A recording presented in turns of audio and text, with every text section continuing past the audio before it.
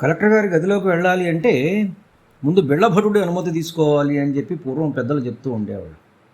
సరే, సీసీ దగ్గర ఓ స్లిప్ రాసి కలెక్టర్ గారి దగ్గరికి మనం పంపించాలనుకోండి, ఎంత పంపించినా బిళ్ళభటుడు సార్ లోపడున్నారు నువ్వు పోవద్దు అని ఆపితే మనం ఏం చేయలేము. కాబట్టి కలెక్టర్ గారి దగ్గరికి వెళ్ళాలంటే బిళ్ళభటుడి అనుమతి తీసుకోవాలి. అది ఇవాళకి కూడా ఉన్నది. మరి పూర్వకాలం ఎట్లా ఉండేది అంటే, ధౌమ్యుల వారు అని పాండవుల యొక్క రాజపురోహితుడు ఆయన.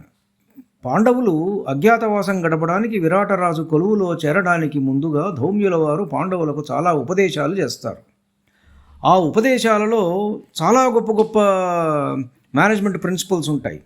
మేనేజింగ్ ద బాస్ అనుకోండి, boss management, peer management and subordinate management. ఈ these three are more important అనమాట.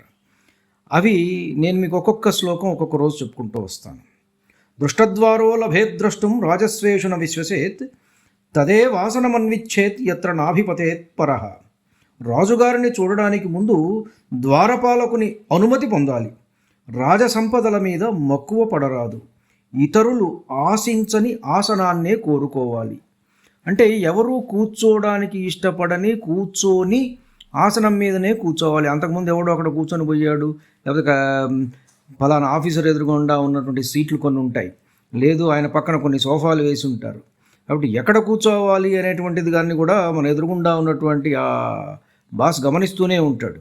కాబట్టి ఎవడు ఆశించినటువంటి సీట్లలోనే కూర్చోవాలి. ఇది చాలా గొప్ప విషయాలు అన్నమాట. ఇట్లాంటివన్నీ కూడా ధౌమ్యుల వారు చాలా అద్భుతంగా చెప్తారు. ధన్యుణ్ణి. నమస్కారం.